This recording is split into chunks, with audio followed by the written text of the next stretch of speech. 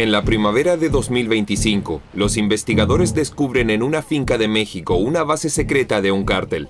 Allí fueron asesinados jóvenes que, al parecer, antes habían sido reclutados por el narcotráfico. Una y otra vez, imágenes como estas recorren el mundo. México lleva décadas atrapado bajo el dominio de los cárteles de la droga. El poder del Estado parece debilitado y socavado por la corrupción. Los familiares de las víctimas desconfían del gobierno. Ahí el que manda es el grupo delictivo. El gobierno está a las órdenes de los grupos delictivos. Los cárteles de drogas mexicanos forman parte de una red global, con rutas desde Sudamérica, pasando por Asia, Europa, Oriente Medio, África y Oceanía. Son imperios internacionales, con México como centro neurálgico del tráfico y Estados Unidos como principal mercado. Las ganancias del narcotráfico alimentan la violencia en México y aumentan el número de víctimas por drogas en Estados Unidos. Se trata de un negocio multimillonario que se nutre de la adicción y cobra millones de vidas. Estados Unidos amenaza con sanciones económicas, pero ignora su responsabilidad compartida en el problema de las drogas.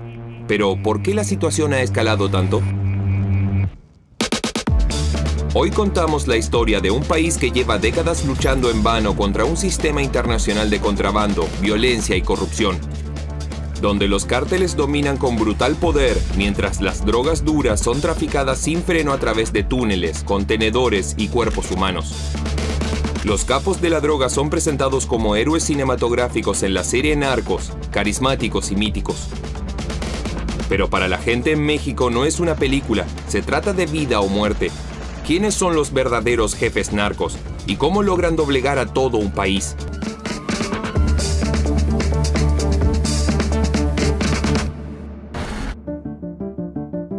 México es un país grande, económicamente dinámico, bien conectado, culturalmente diverso y de una belleza deslumbrante. Pero también es un país de gran desigualdad social. Allí donde la pobreza es más extrema, los cárteles reclutan a jóvenes con la promesa de reconocimiento, ascenso y un futuro mejor.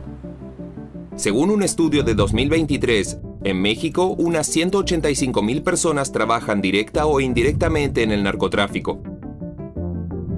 Si los cárteles fueran una empresa legal, sería uno de los mayores empleadores del país, y el narcotráfico representaría el 2% del Producto Interno Bruto. Es un mundo paralelo donde un laboratorio de drogas puede operar en pleno centro de la ciudad mientras la gente va a trabajar. En 2023, la lucha contra los cárteles y las consecuencias de la violencia le costaron a México alrededor de 4,9 billones de pesos, casi una quinta parte de su Producto Interno Bruto. Este lugar está bajo especial vigilancia del gobierno, Tijuana. Aquí se encuentra el cruce fronterizo más transitado del mundo, entre México y Estados Unidos. Por eso la ciudad es un centro de envíos ilegales. En una dirección se trafican drogas, en la otra armas. Y con el contrabando llega el crimen. Tijuana es considerada una de las ciudades más peligrosas del mundo. Este mapa interactivo muestra la tasa de homicidios en México en 2024. Cuanto más oscuro es el rojo, más casos de asesinato. Este es el triste líder del ranking. Un pequeño pueblo situado directamente en una ruta de contrabando acapara los titulares.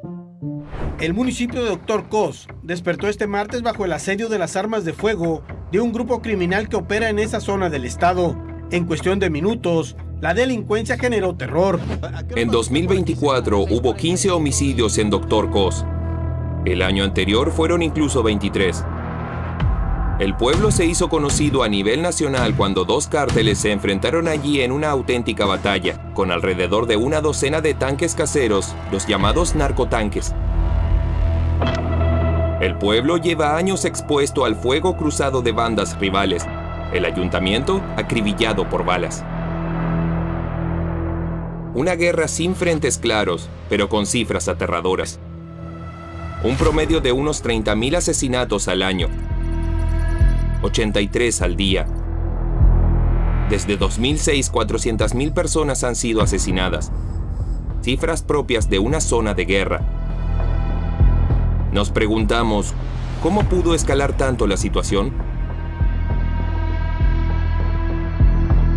Creo que una de las razones es que estos grupos tienen acceso a armas de alto calibre, AK-47, AR-15, rifles calibre 50, lanzagranadas. Importan todo este tipo de armas en grandes cantidades. No tienen solo una o dos, y esto les permite conformar pequeñas milicias. Él es Marco Alcocer. En la Universidad de Harvard en Estados Unidos investiga el crimen organizado en México. Quien opera en una economía ilegal no puede confiar en el Estado para hacer cumplir contratos. Por eso existe una sensación de que la violencia, o al menos la amenaza de violencia, se vuelva una necesidad. En México existen numerosos cárteles y actores locales. El inframundo es un mosaico de bandas rivales que cambia constantemente debido a luchas de poder y nuevas alianzas. La clave de la supremacía radica en el control de las rutas del narcotráfico. Estos corredores ocultos no son solo rutas de contrabando, sino también vías de violencia y crimen. Los cárteles las defienden con extrema brutalidad. Mi primer acercamiento a la violencia fue porque como periodista empecé a cubrir notas rojas. Vania Pigenut trabajó durante muchos años como reportera policial en un periódico local del estado de Guerrero. Hoy vive exiliada en Berlín. La mutilación de cadáveres en las calles se consideraba una prueba de fuerza. No se trataba solo de matar a alguien con un disparo en la cabeza. Querían demostrar que tenían la capacidad de matar a alguien de la forma más brutal. Puedo matarte varias veces y luego enviar tus restos a tu familia como un regalo. Un momento impactante para mí fue cuando encontramos un cadáver en una bolsa negra, como si fuera basura. Y al lado del cuerpo había una señora vendiendo tacos porque eran las 10 de la mañana. Todo el mundo vio lo que había pasado. Se trata de intimidar a la gente. Es como si dijeran: si te mueves 1 centímetro, puedes ser la próxima víctima en esa bolsa. Según Reporteros Sin Fronteras, México es hoy uno de los 5 países más peligrosos del mundo para los periodistas. Investigar sobre corrupción, cárteles de la droga o violaciones de derechos humanos pueden terminar siendo mortal. Muchos periodistas viven bajo amenaza constante. Censura, intimidación y violencia forman parte de la triste rutina diaria. Vania ahora vive en Berlín porque en México ya no se siente segura. En 2014, el software espía Pegasus fue instalado en su teléfono a través de una laguna de seguridad. Durante años fue vigilada. Al parecer, con sus reportajes, se acercó demasiado a los narcos. Solo gracias a un informante, hoy sabe lo que ocurrió. Me enteré que había sido hackeada en 2017. Y luego, gracias a las filtraciones de Guacamaya, me di cuenta de que habían elaborado un perfil de mi persona, con mi rostro, mi nombre, mis firmas y todos mis artículos más importantes. Si ya como periodista local me estaban rastreando así, no quiero imaginar toda la información que tienen las fuerzas de seguridad y quién proporciona esta información.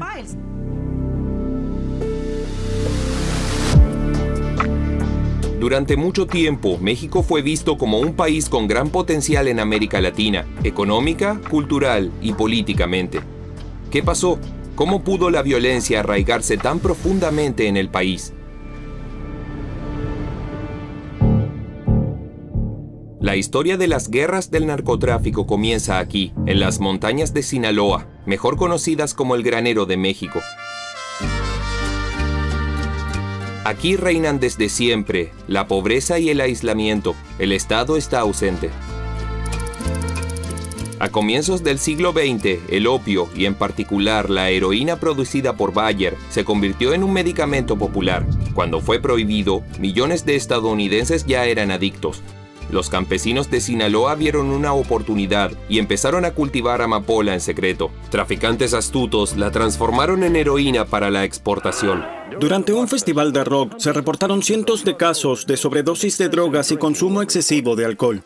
Después llegó la marihuana. El nuevo mercado negro en Estados Unidos enriqueció a los narcos mexicanos. En la década de 1960, tal vez como respuesta a esta contracultura con el auge del consumo de marihuana, Richard Nixon inicia lo que llama la guerra contra las drogas. America's public enemy number one is drug abuse. Esto incluyó la creación de la Administración de Control de Drogas, la DEA, que presionaba a México para realizar campañas anuales de erradicación de cultivos. Esto es porque Estados Unidos tiene instrumentos de presión contra México por ser su principal socio comercial y puede usar esta influencia para presionar a México a implementar políticas de su interés. A mediados de la década de 1970, el problema de las drogas se agrava. Una nueva sustancia entra en escena: cocaína producida en los Andes, especialmente en Colombia. Y quien controla el mercado es Pablo Escobar con su cártel de Medellín. Su objetivo es llevar sus productos a Estados Unidos. Y lo logra con barcos y aviones que trasladan la cocaína desde Colombia a través del Caribe hasta el sur de Florida. Pero las agencias antidrogas desmantelan estas rutas.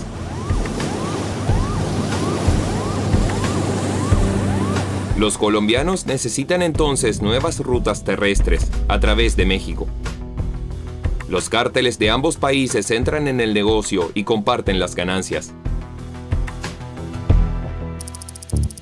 En los años 90, los cárteles colombianos son desmantelados y Pablo Escobar es abatido. El vacío de poder lo ocupan una serie de nuevos cárteles mexicanos que ahora luchan brutalmente entre sí por las rutas de la droga. Decapitaciones, masacres y combates con el ejército se convierten en rutina. Para las agencias antidrogas resulta frustrante. Es el inicio de un interminable juego del gato y el ratón que persiste hasta hoy. El Estado parece impotente. Y este es el momento en el que un actor en particular se beneficia enormemente: el cártel de Sinaloa.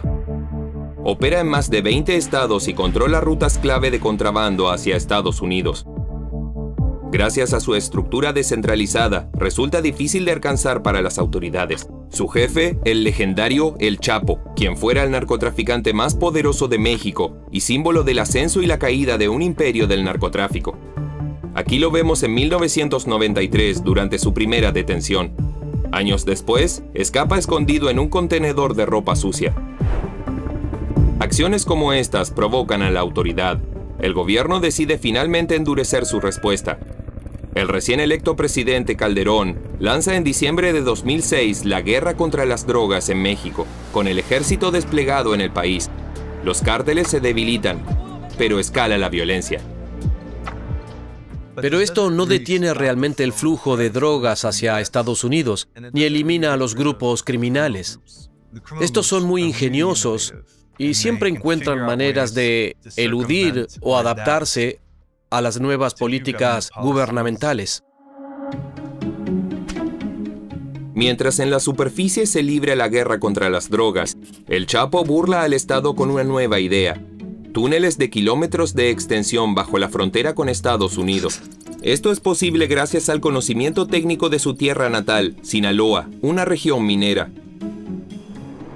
Los narcotúneles vuelven prácticamente ineficaces los controles fronterizos.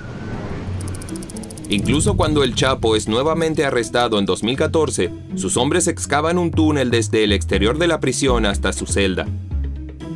La noche del 11 de julio de 2015, el Chapo se fuga. Este es el momento en el que Joaquín El Chapo Guzmán deja en ridículo al gobierno mexicano. El narcotraficante más poderoso del mundo escapa ante los ojos del Estado. Solo quedan estas imágenes televisivas. Nadie quiere haber visto nada. Nadie ha oído nada. ¿Cómo es posible algo así? Expedientes judiciales han demostrado que cárteles como el de Sinaloa pagan mensualmente sumas de varios millones de dólares a agencias gubernamentales. Y así funciona el sistema de El Chapo. Por un lado, se soborna a funcionarios de bajo rango para permitir el transporte de droga, mientras que en los niveles más altos se bloquean las investigaciones. También políticos, jueces y militares reciben grandes sumas para proteger al cártel. Paralelamente, los sobornos fluyen también hacia bancos, medios de comunicación y empresas, con el fin de asegurar influencia en todos los ámbitos de la sociedad. Durante años, esta red garantizó al cártel de Sinaloa su poder. Para la población común, toda la magnitud de estas complicidades se hizo evidente en 2014.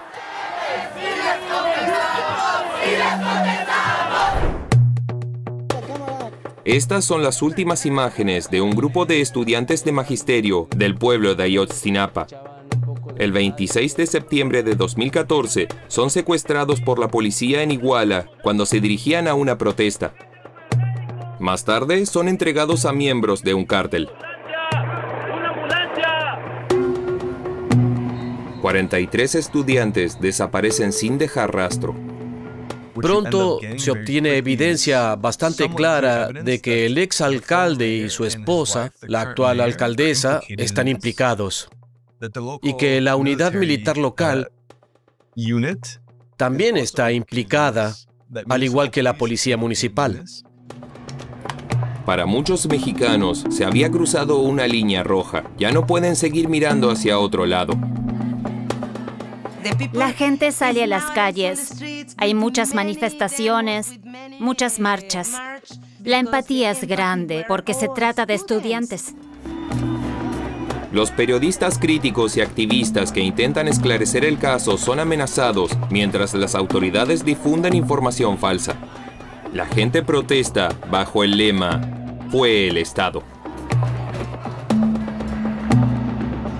En 2016, El Chapo es arrestado de nuevo. Esta vez, por seguridad, es extraditado a Estados Unidos. Pero el cártel de Sinaloa ya está descentralizado. Nuevos jefes, estructuras flexibles y una diversificación de negocios lo hacen más fuerte que nunca. Otros toman el lugar de El Chapo, entre ellos su hijo Ovidio Guzmán López. Este es el momento de su detención, cuando en 2019 un control policial lo localizó por casualidad.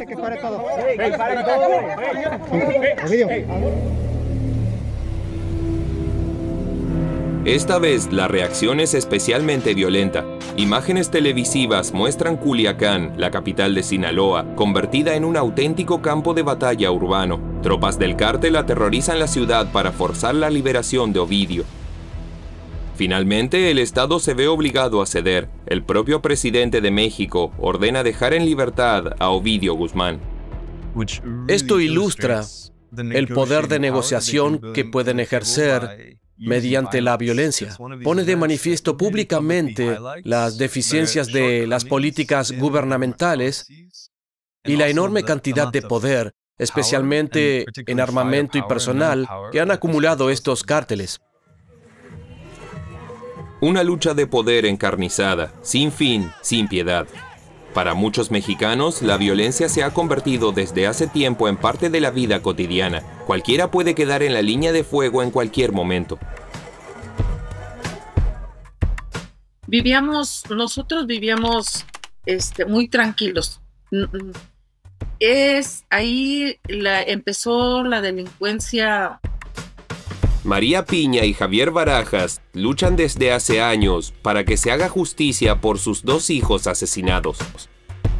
En la mañana del 29 de febrero de 2020, los padres estaban en la iglesia, mientras su hija Lupita hacía unos mandados en el centro de Salvatierra. Se dieron las 10:30, las 11 y yo empecé a marcar y ya no me contestó, ni contestó mensajes.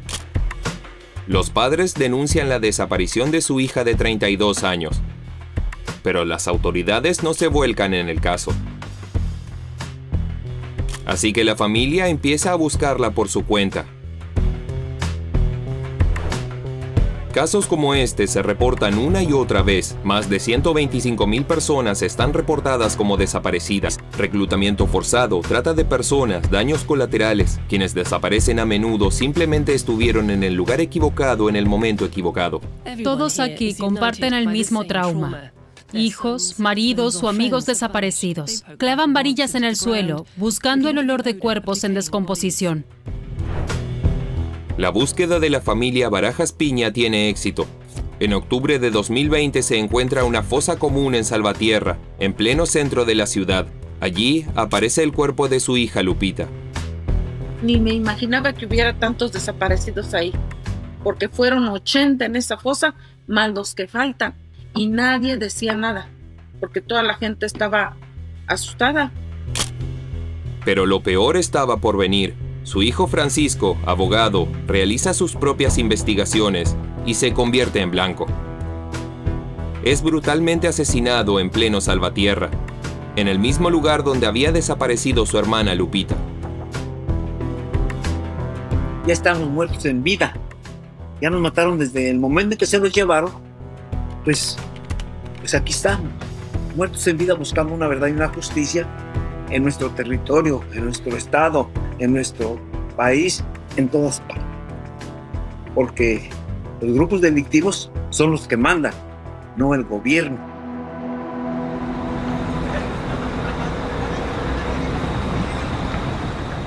La espiral de violencia en México gira cada vez más rápido desde hace décadas, pero actualmente alcanza un nuevo y peligroso nivel. La razón es una sustancia que desde los años 2010 ha conquistado el mercado, una droga sintética, el fentanilo. Los costos de producción son mínimos, las ganancias incalculables, y sus efectos aún más mortales.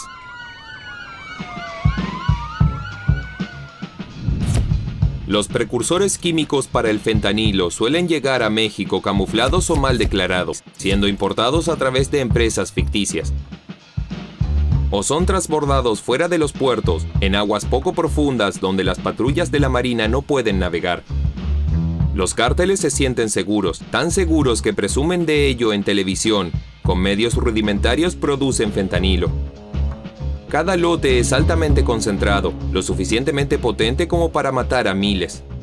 Si pierdes un cargamento, es una inversión que tal vez nunca puedas recuperar y quizá termines debiendo millones y millones de dólares a alguien. Esto crea fuertes incentivos para que los cárteles recurran cada vez más a la violencia. Drogas más duras, ganancias más extremas. Violencia que engendra nueva violencia, un torbellino que gira cada vez más rápido. México está listo para un cambio radical.